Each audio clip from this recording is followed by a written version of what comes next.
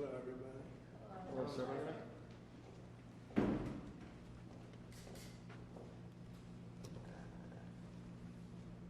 Beautiful. Wow, it's beautiful. It's the first renderings of what we're doing. So I want to wish everybody a big hello and Merry Christmas and welcome to Mar-a-Lago for this exciting announcement of the new Golden Fleet. We're calling it the Golden Fleet that we're building for the United States Navy. As you know, we're desperately in need of ships. Our ships are, some of them have gotten old and tired and obsolete, and we're going to go the exact opposite direction.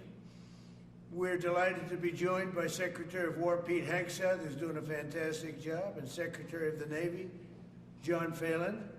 Marco Rubio is here, who gave a great few words toward the end of last week. He spoke for a couple of hours on what a good job we're doing, which is true.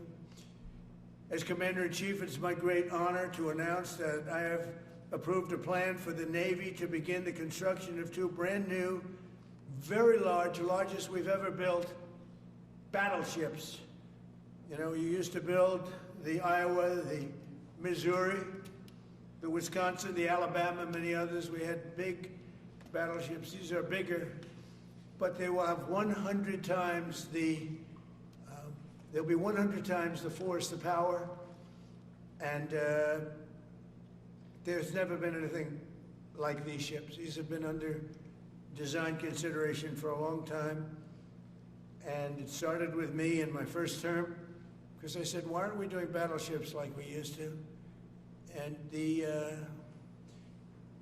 these are the best in the world. They'll be the fastest, the biggest, and by far 100 times more powerful than any battleship ever built. So if you look at the Iowa, the Missouri, Wisconsin, Alabama, and others, but they were similar in size, some a little bit bigger than the others, but if you take the biggest one, it's 100 times more powerful. They're longer by a little bit, but and they're bigger ships, but they hold much more. They use the word lethality. Battleships are the largest, sturdiest, and most heavily armed vessel built specifically for naval combat. While America has built many new warships over the years, they've tended to be smaller, much smaller, and not conducive to where we are and where we're going, and peace through strength. But including, we've been building aircraft carriers. We're going to be upping that also. We're going to be going to a superior aircraft. We have the Ford class. We're going to be upping that to a different class of aircraft carrier. And we haven't built a battleship since 1994. These cutting-edge vessels will be some of the most lethal surface warfare ships. They will be actually the most ever built other than our submarines. We have submarines which will have, in many ways, even more lethality, and we have many of them under construction. Each one of these will be the largest battleship in the history of our country, the largest battleship in the history of the world ever built. And again, it's 100 times more powerful than the previous Iowa class, it's called. Those are the big ones that you'd see on a show. Victory at Sea. I don't know if anyone's seen Victory at Sea, but it was a classic. They'll help maintain American military supremacy, revive the American shipbuilding industry, and inspire fear in America's enemies all over the world. We want respect. We're going to have it. We already have it. More respected now than we ever were. A year and a half ago, they laughed at us. Now they respect us again at levels that they've never respected us. We envision that these two ships, we're talking about 10, but we're going to start with 2, and we're going to quickly morph into 10. And ultimately, we think it's going to be anywhere from 20 to 25 of these.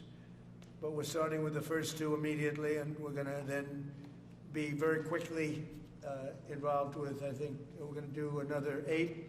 And then we're going to ultimately, and pretty quickly, have a total of about 20 to 25. We'll make that determination. We envision that these ships will be the first of a whole new class of battleships to be produced in the years to come. From Theodore Roosevelt the Great White Fleet. You remember that? The Great White Fleet, to the legendary USS Missouri, whose massive guns helped win World War II. America's battleships have always been unmistakable symbols of national power. We stopped making them for whatever reason, I don't know. And I want to congratulate John Phelan, who is your secretary of the Navy. He came to me the first day we met. He talked about battleships, and I said, you're absolutely on the right track. He said, why are we doing other things? We have missiles, which are much more expensive. By the way, these battleships have tremendous numbers of missiles, but they also have guns. And in many ways, guns can do the trick just as well as missiles at a tiny fraction of the cost. Once completed, these new 30 to 40,000 ton plus vessels will be the flagships of the American naval fleet, and there has never been anything built like them.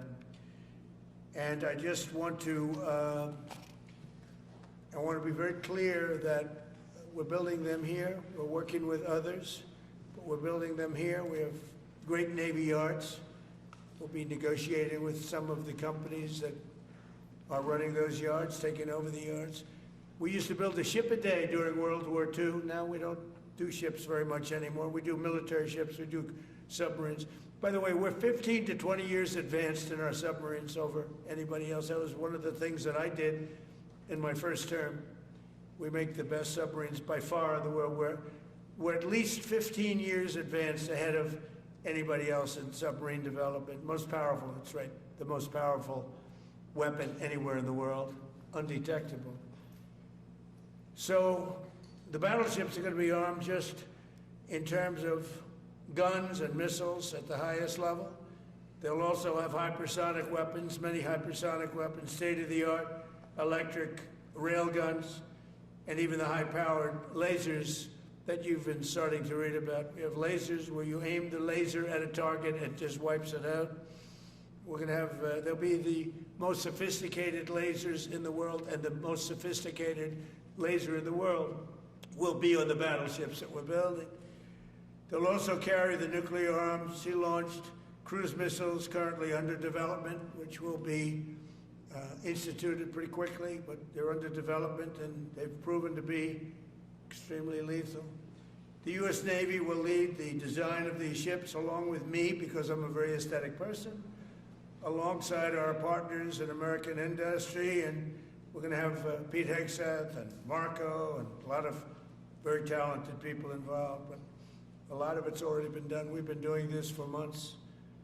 The construction will create thousands of American jobs. We're going to have the jobs be created. I mean, already we have factories being built unrelated to this, although AI will be a big factor when it comes to these ships. They'll be very AI controlled. Today's announcement is yet another step in our mission to make the United States Navy stronger than ever before. Again, when you talk about 100 times the power of these massive ships that we had years ago, it's pretty amazing. And next week I'm going to meet with the defense prime contractors. I'm going to meet with them here, Florida. And we're going to be talking about production schedules because they're too slow. We have many countries, allies, that are wanting to buy. We make the greatest equipment in the world, by far. Nobody's even close, but they don't produce them fast enough. So we're going to be meeting with them to talk about the production schedules. We're going to have strong production schedules. And the only way they're going to be able to do that is to build new plants. Even with the F-35, we have many people who want the F-35 fighter jet, and it takes too long to deliver them to allies or to ourselves. It takes too long. The only way they're going to be able to deliver them is if they build new plants. They don't want to build new plants because that's expensive. So we're going to be discussing production schedules. We're going to be discussing CapEx spending. We'll be discussing the pay to executives where they're making $45 and $50 million a year and not being able to build quickly. They're going to make that kind of money. They have to build quickly. Again, we make the best equipment in the world, but they don't make them fast enough. And we're going to be also discussing dividends. We want the dividends to go into the creation of production facilities. So we'll be talking about all CapEx, dividends, and the pay. We're also going to be talking about buybacks. They spend so much money on buyback. They want to buy back their stock. I don't want them to buy back their stock. I want them to put the money in plant and equipment so they can build these planes fast, rapidly, like immediately. I mean, I have sold more planes than any president by far, times probably 20. So every time I go someplace, I sell 100 planes. That includes commercial planes, Boeings, etc., but it also includes fighter jets. And I'm always having to say 5 years, 6 years, 7 years, helicopters, Apache helicopters, many years. India bought them. They want to get them. They don't want to wait a long time. So we don't want to have executives making $50 million a year, issuing big dividends to everybody, and also doing buybacks. And then they say, well, we don't have the money to build a plant. They got to build plants. Plants to make F-35s, plants to make helicopters, plants to make the F-47 new jet. And that's it. And that's what I'm going to be talking to them about. They're going to start spending money on building airplanes and ships and the things that we need, not in 10 years and 15 years. We need them now. And we're strong about it. Last week, the Navy announced a brand new class of frigate, and they're going to be working with the South Korean company. Hanwha, a good company, recently agreed to invest $5 billion in Philadelphia Naval Shipyard. We're opening up the Philadelphia Shipyard. Once a great yard. Now it was a long time ago decommissioned, but now it's reopening. Working with the Navy and working with private companies. The record-setting defense bill I signed last week authorized $26 billion to build new ships, including destroyers and various others. We already have a lot of submarines, as you know, under construction. We're building a lot of submarines. I tell you, to be exact, we have right now 15 submarines under construction or ready to start. And we have, again, the greatest submarine in the world with our technology, like they talk about chips. Well, I would say submarines are a bigger deal than chips. We're at least 15 years ahead of any other competitor. China, Russia, nobody can come close. We're also building right now 3 large aircraft carriers in addition to the ones we have. And we have, actually, interestingly, we have a lot of submarines. How many submarines do we have now altogether, approximately? Huh? What? Over 30. We have over 30. But these are the super duper subs, and there's nothing like them. So we're going to be doing from 12 to 15 brand new submarines. We have a couple of other things going on. We'll be building other elements of Navy. We'll be fixing up headquarters. We'll be fixing up places for our great sailors to live. And we're going to be working very hard with companies, but we're also going to be penalizing companies that aren't doing a good job. For instance, when they built the Ford, Gerald Ford, the cost overruns were ridiculous. That was done in Norfolk, Virginia. We're going to be talking about that with that company. The cost overruns were out of control. In World War II, the United States built upwards of 4 ships per day. Can you believe it? 4 ships a day, on average. And now there weren't all big warships, but there were ships, freighters, tankers. And it's a tragedy that we allowed this incredible capability just go astray. We don't do that much anymore. We do build our warships, but that's about it. But that's a lot. We're going to restore America as a major shipbuilding power. We're going to ensure the USA is the most powerful fleet anywhere in the world, and long into the future with battleships helping lead the way, and the submarines. And again, nobody competes with us on submarines. So I just want to thank everybody, and I'd like to ask Secretary Hegseth to say a few words, followed by the Secretary, but if you would, Secretary of the Navy. But Pete's doing a fantastic job. By the way, we have drugs are down 96.2% coming into the United States. 92.6 by sea. And soon we'll be starting the same program on land. The land is much easier. But every one of those boats that we knocked out saved 25,000 lives. So we saved 25,000 lives every time we knock out one of those boats with the drugs pouring in, and you just have to see it. I mean, people say, "Oh, gee, do you think it was really drugs?" Well, just take a look. Bags all over the place. That's not fishing equipment. There's no fishing rods on those boats. They move fast. When you see a boat with 4 engines or 5 engines on, going 40, 50 miles an hour, well, they get hit. We save 25,000 lives every single time we knock out a boat. And it's over 96% stopped by sea. We're trying to figure out who the other 4% are, frankly. And we're going to have the same success, but even quicker, because it's much easier on land. If they want to come by land, they're going to end up having a big problem. They're going to get blown to pieces, because we don't want our people poisoned. 300,000 people died, probably last year 300,000. A lot of people say it was 200. Somebody said last night, it was only 175,000 people. That's like 3 stadiums, big football stadiums filled up with people died. But I think the real number is 300,000. We're not going to have that anymore. So we're doing a great job, and we enjoy doing it. Our border is secure. Our country is strong. Trillions of dollars is coming into our country from other countries and companies. They're building factories and plants, including auto plants, all over the United States of America. Without tariffs, they wouldn't be doing anything, although they were very happy with the November 5th election.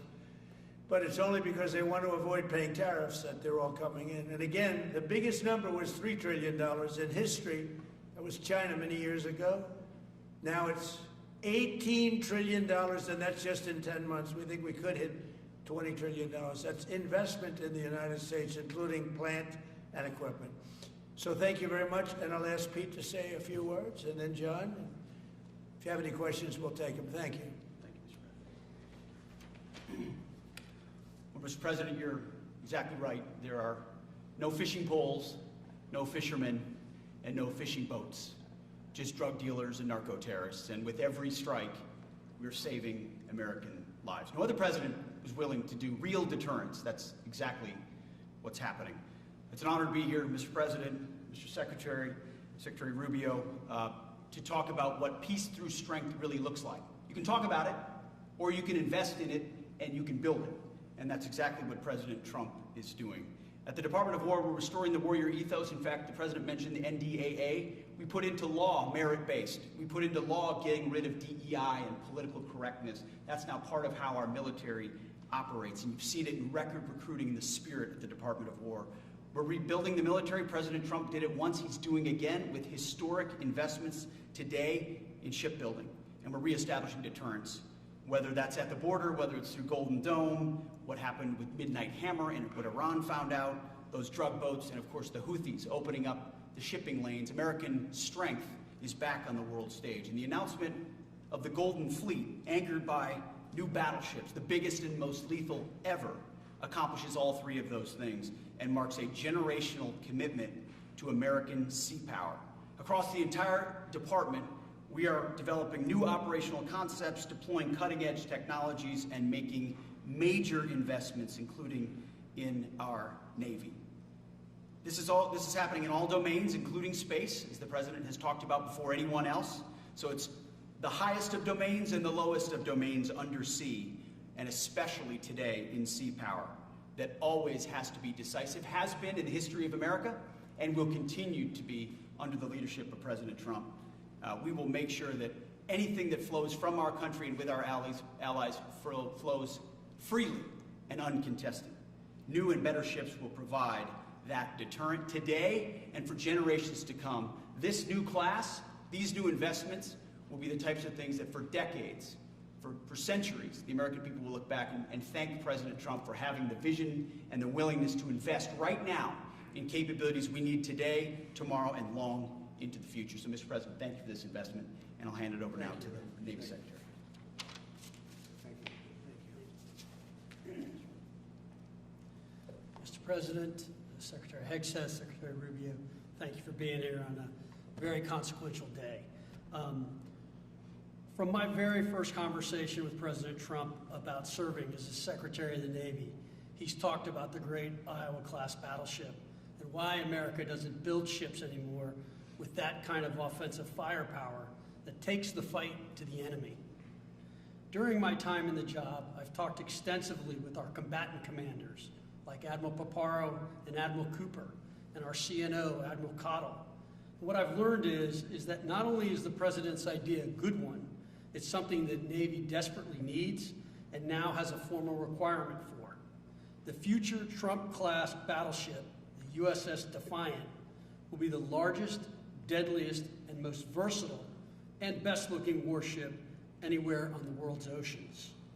I want to thank the President for his vision to make this game-changing capability for the United States Navy.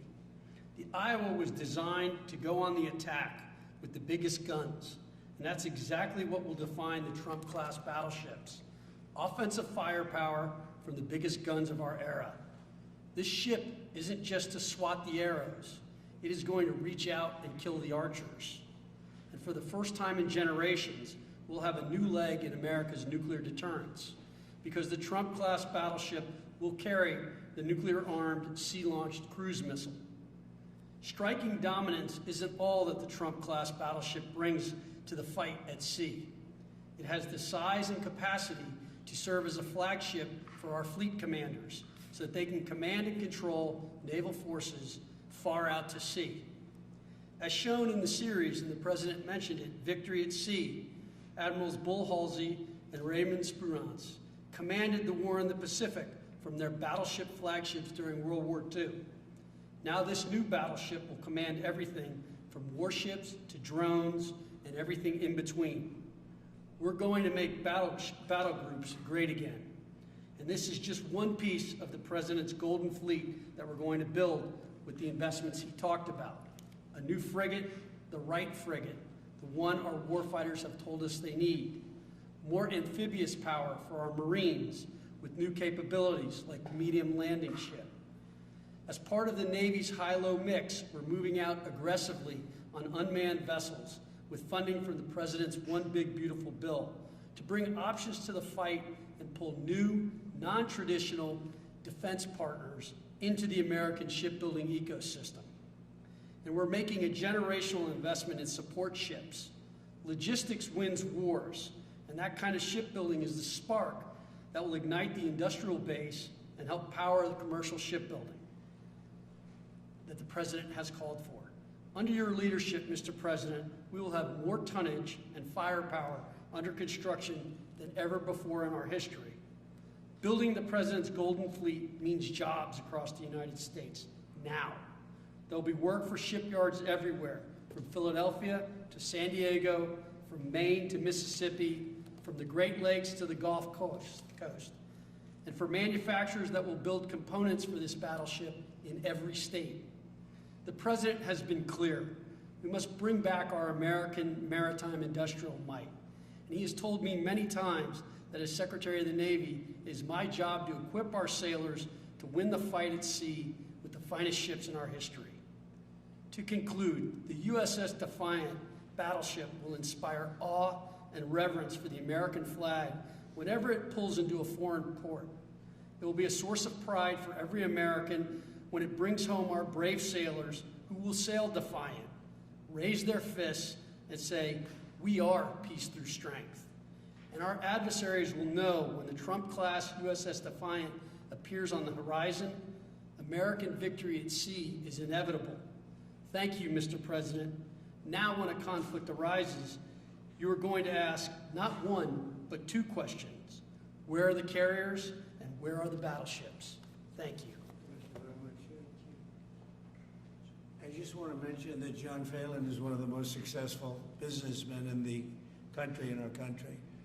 Been a tremendous success, and he wanted to do this, and for nothing, he's taken probably the largest salary cut in history, but he wanted to do it. He wants to rebuild our Navy, and you needed that kind of a brain to do it properly. So I just wanted to give you a little information on him, which is probably enough. But one of the most successful men in the country, and he's that because he understands it, and he understands finance in addition to what we're talking about. Somebody's doing a fantastic job is Marco Rubio, Secretary of State. And Marco, maybe say a few words, and then we'll answer some questions. Thank you. Thank you, Mr. President. And I don't have much to add. This is a phenomenal presentation. Thank you, Mr. President. This is American industrial power returning. This is the ability, once again, to rebuild, to have industry in the United States. This is generational in the change, not just in terms of applying American war power, increasing our ability to protect the seas. The U.S. Navy is the single biggest source of peace in the world of all of our forces because it gives us a global footprint. But it rebuilds American industrial capacity. The ability to make things again in our country has been critical to what the President's agenda has been all about, and this is a tangible reminder of it. And I know the country's grateful for it, and generations of Americans will be grateful for it. So thank you. Thank you, Marco. By the way, I think I'd just like to point out that these ships are made of steel as opposed to aluminum. It's a big difference, as you know. Battleships, the great battleships, had 6- and 7-inch steel hulls, and these are going to be likewise made out of very powerful steel. Our steel industry is coming back very strongly, by the way. It's coming back at record numbers, and we're going to be using them for the steel, but as opposed to an aluminum side, which, in all fairness, is not the same. So, John, we're going with all steel, I understand. And it's going to be something that people are surprised, more expensive, but not even comparable in terms of the importance and the strength. Yeah, please. What's your timetable for these first two ships, and do you see them as a counter Yeah, to we'll China? start, almost immediately, and we'll probably talking about 2.5 years. And in terms of the mission, do you see it as a counter to China? It's a counter to everybody. It's not China. We get along great with China. I have a great relationship with President Xi, and not China. It's just everybody. You don't know who comes along, but we just wanted peace through strength. Hopefully we never have to use them, but there will never be anything built like these. Think of it. Those battleships are incredible. These have 100 times the power. Think of that. I mean, and they were big and they were powerful.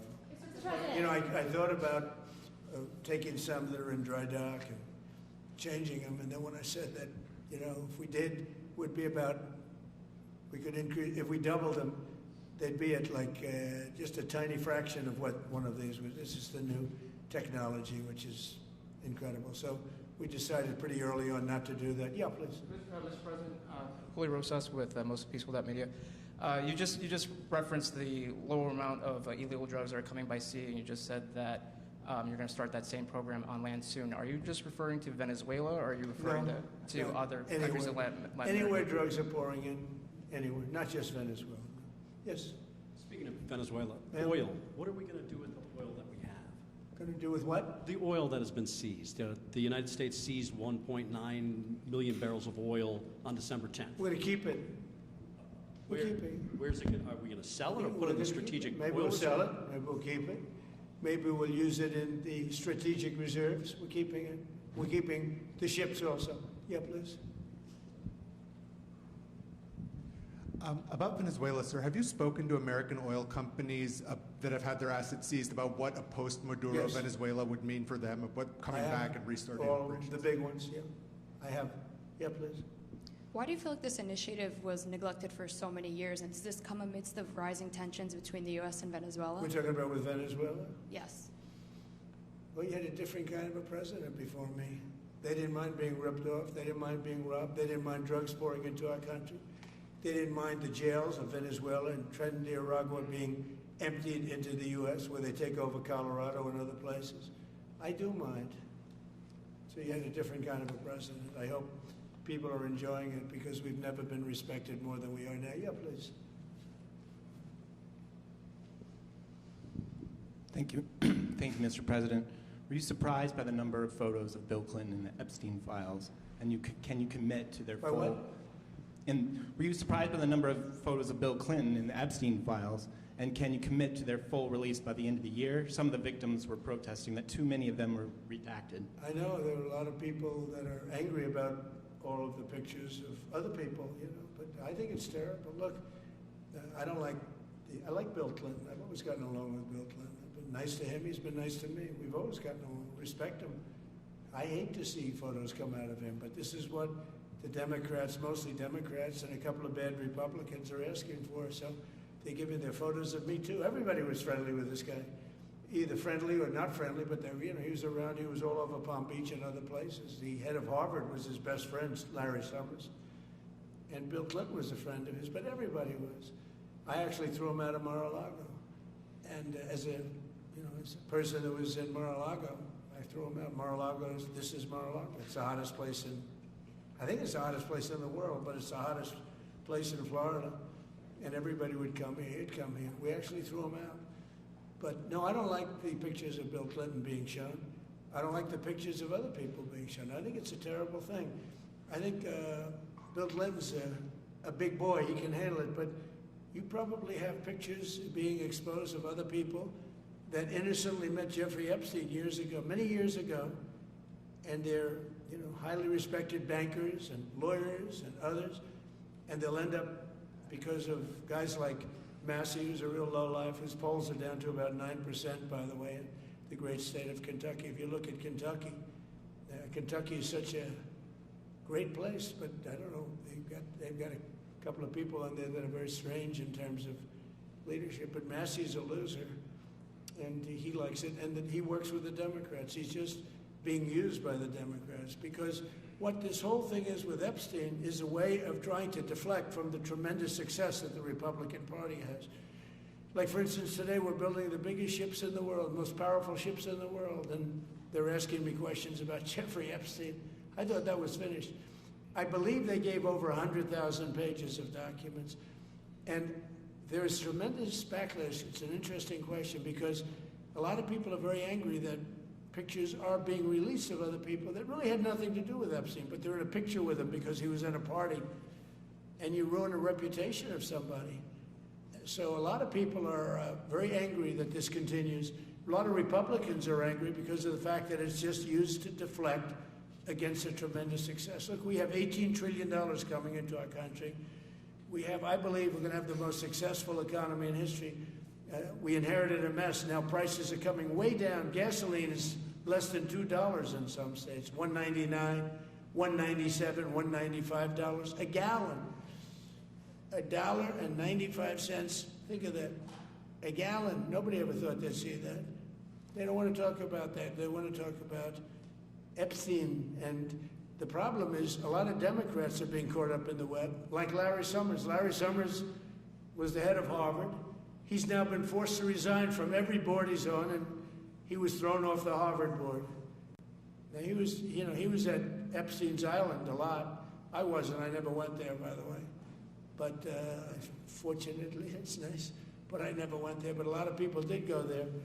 But instead of talking about the battleships, or instead of talking about most favored nations drugs, we're bringing down drug prices like at a level that has never even been thought of, by thousands. Think of it, by 1,000%, by 1,200, 1,300, 1,400% in some cases. A drug that sells for $10 in London is costing $130 in New York. We're bringing it down to $20, and they're going to go up to 20. So they're going from 10 to 20, which is a doubling. It's a doubling. That's a lot, but it's a doubling. But we're going down to 20. So we're going down, if you can do your own math, but it's 2,000%, 3,000%. It's pretty amazing. And you know, the New York Times had a story about it, a small story, way in the back of the paper. It's the single biggest thing to happen with respect to drugs probably in 50 years. It's never been anything like this. In my first term, I was able to get drug prices down 0.25%. It's the first time in 28 years that they went down. 0.25%. I was so proud of myself. Now we're doing them 2,000%, 1,500%, 1,200%. That pill that sold for $130 will now be selling, as an example, for $20, because the rest of the world took advantage of us. Without tariffs, I could have never done it. I called up the heads of the countries.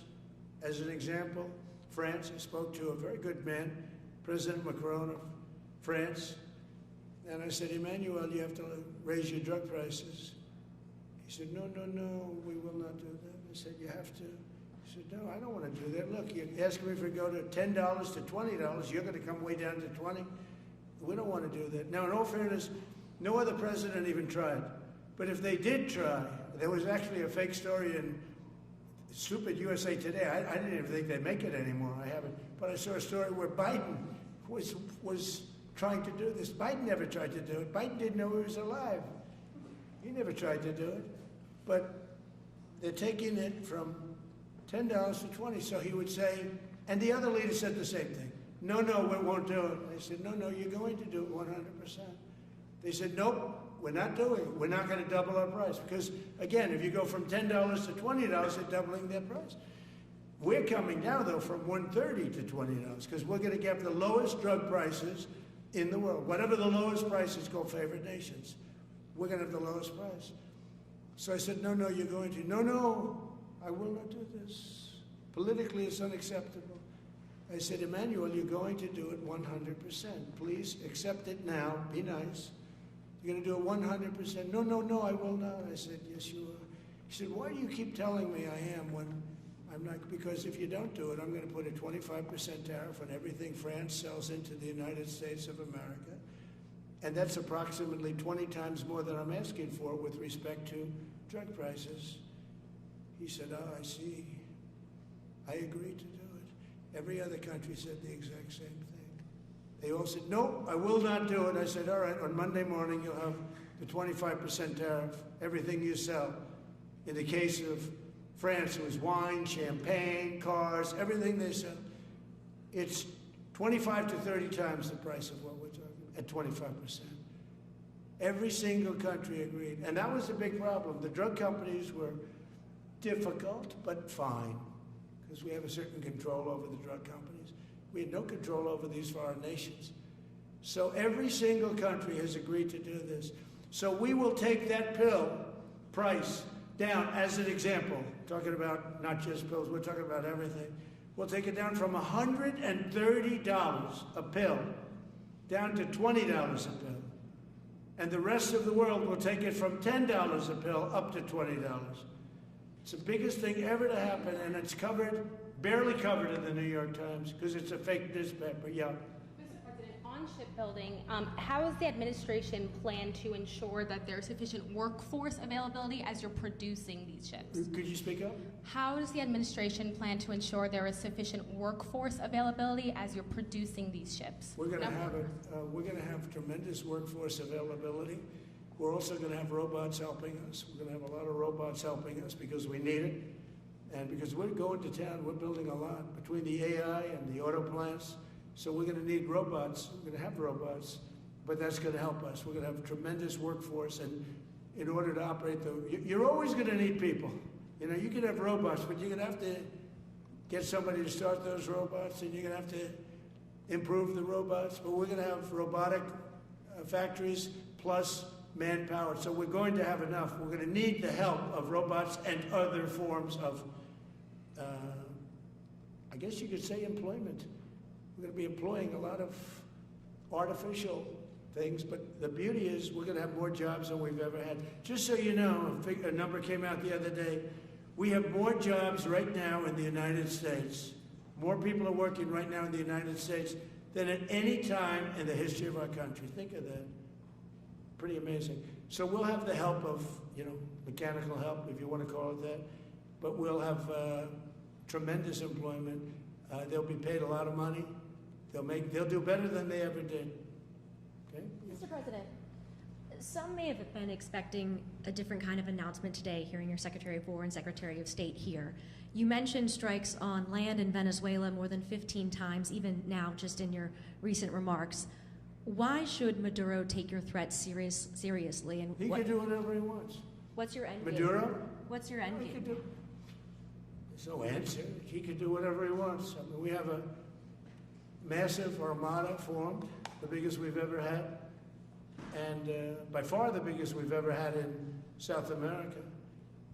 He can do whatever he wants. It's all right. Whatever he wants to do. If he wants to do something, if he plays tough, it'll be the last time he's ever able to play tough. But they sent their prisoners into us. They sent people from jails. prisons. They sent people from mental institutions and insane asylums into the United States, just walked right in because Biden had an open border policy. What the Biden administration did to our country can never be forgotten. They took in millions and millions, 25 million people over the course of 4 years.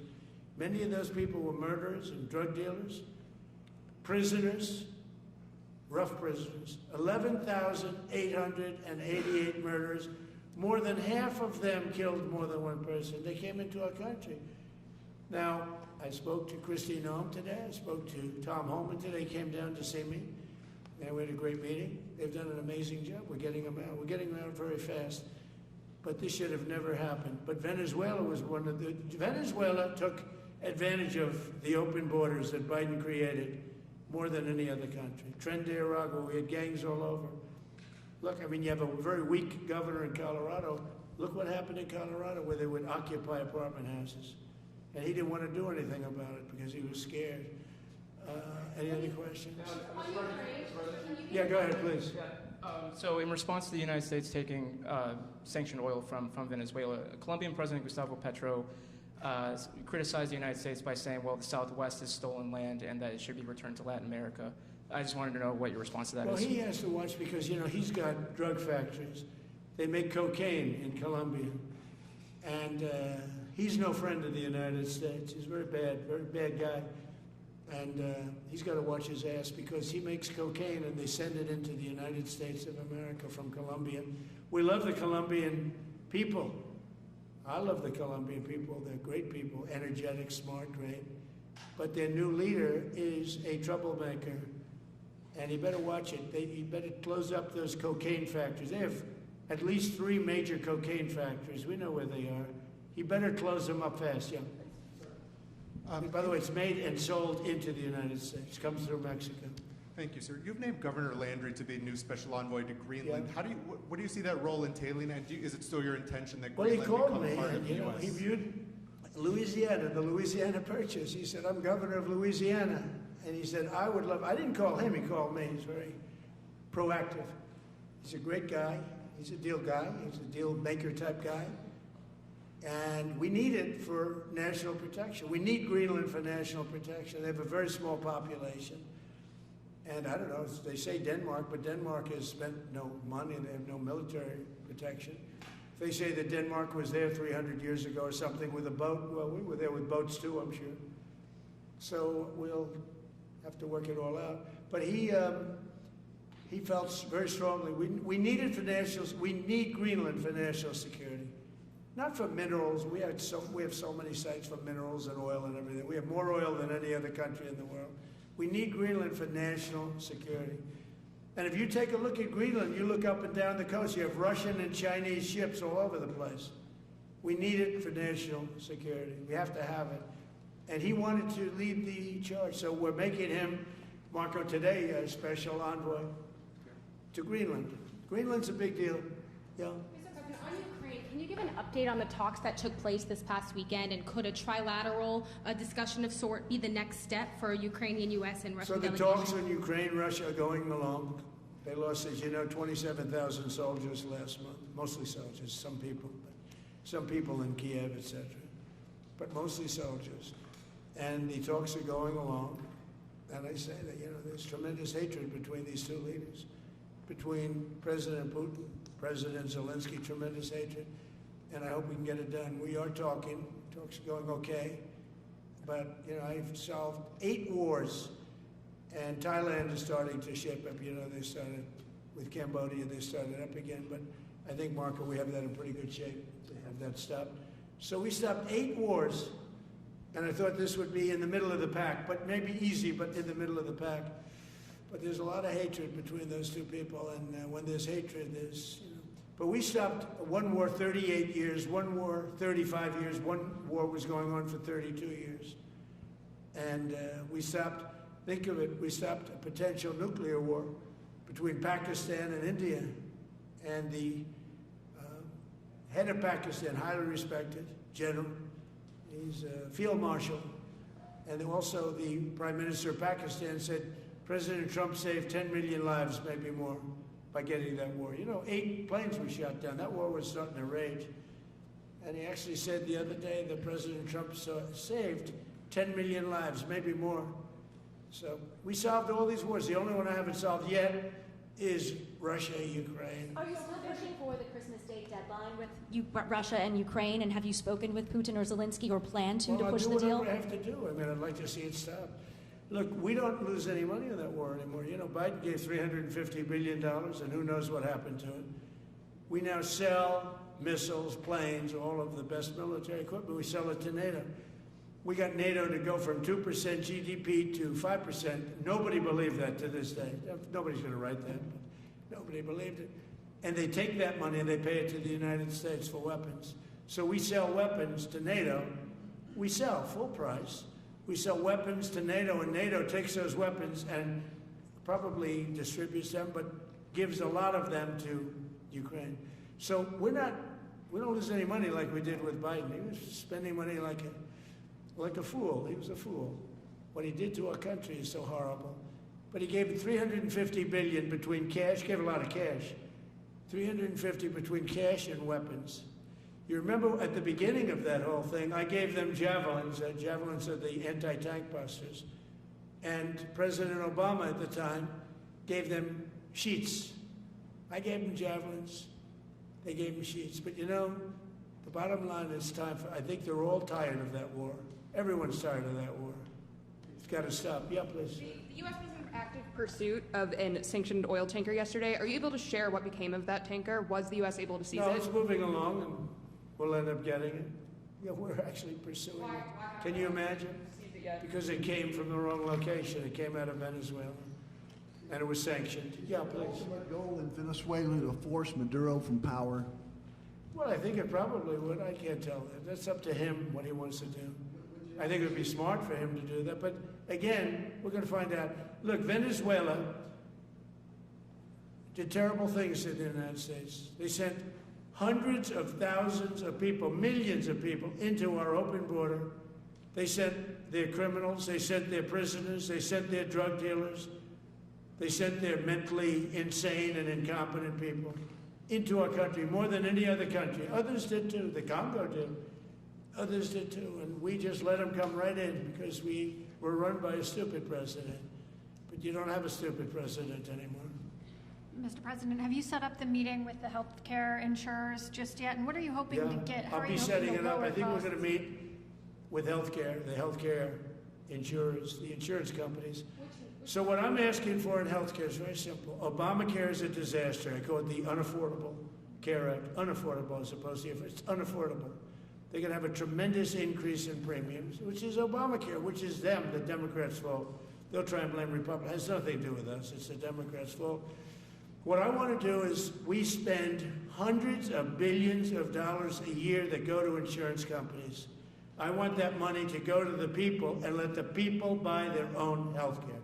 And everybody loves it. It's become our issue. Now, before I do that, I'll meet with the insurance companies, just as I met with the drug companies. As you know, we're meeting with 4 other drug companies, Johnson & Johnson. But they've all agreed. We're meeting with them this week. It's coming up. It'll be a similar meeting. They've all agreed. But nobody would have thought the drug companies were going to do what they did, where they're giving away free drugs. They've been so great, okay? And we have most favored nations. Nobody thought that was possible. I don't think any other president ever tried to get it because they never thought they could. But with respect to the insurance companies, I want to meet. There's essentially 14 of them, 10 big, but there's a total of 14 pretty much, pretty big.